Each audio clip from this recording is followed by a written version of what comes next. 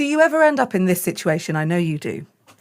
You get your calendar out, your diary out, and you mark out some time for you. You go, right, that's my time to get my head down, get some work done. That's my time to go and do what I need to do so that I am good for everybody else. You know, I encourage you to do this all of the time. It's part of the be selfful pillar of positivity, right? Make time for yourself so that you can care for others. And then the inevitable happens.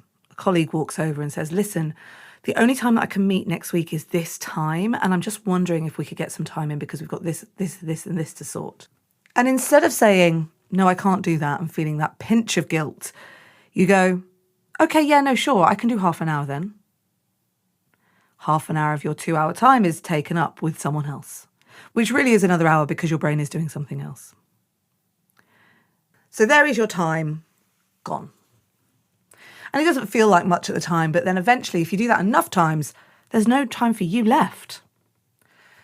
Something really interesting has happened for me in the last few months, and it caused an epiphany last week, which I'd want to share with you. I've actually got to a point where I've employed someone to look after my calendar. It's a whole new thing. It's always been very difficult for anyone to do this because I'm so in charge of my time. But I've relinquished a lot of control to producer Will, who I have to say has been doing a sterling job. Now, last week, 2 things happened that made me go, this is what we need as individuals. Story number 1. I'm at my kitchen table. I've booked this Wednesday off, today off. I've booked it off, and we've been talking about me having the day off for a long time. And I'm sat at my kitchen table with Will, and something comes in and I go, you know, looking at next week, maybe I should work Wednesday afternoon. And he goes, nope. The feeling I got was this utter feeling of relief and permission. Someone was telling me, your time is valuable, you need to go and have it. The second thing that happened was on Friday last week.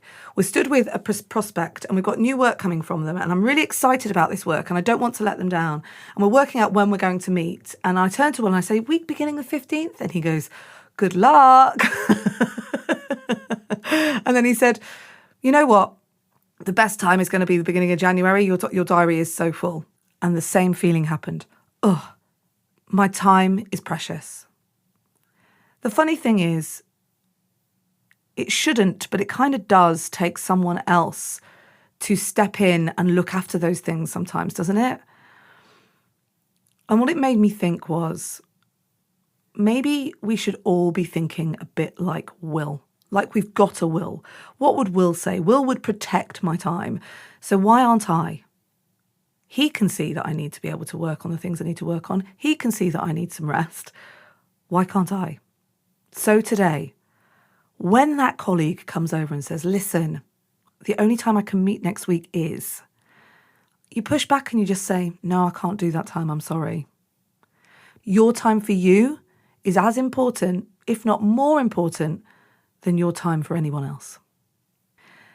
I'll be back tomorrow with another episode of Everyday Positivity for you. Keep your ears peeled because we've got Wheels of Life coming for Squirrel supporters on Patreon.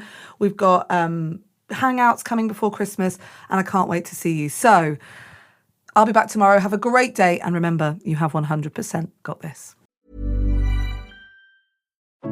What does it mean to live a rich life? It means brave first leaps, tearful goodbyes, and everything in between. With over 100 years' experience navigating the ups and downs of the market and of life, your Edward Jones financial advisor will be there to help you move ahead with confidence. Because with all you've done to find your rich, we'll do all we can to help you keep enjoying it. Edward Jones, member SIPC. From Adams Morgan to Anacostia Park, we all want safer neighborhoods. But what does real safety mean? Real safety means preventing crime before it happens. By having police work with communities to disrupt cycles of violence. By supporting families with stable housing. And providing more mental health and drug treatment. We know that adding more police and locking up more people doesn't make us safer. Real safety means investing in the things that help prevent crime. Learn more at realsafetydc.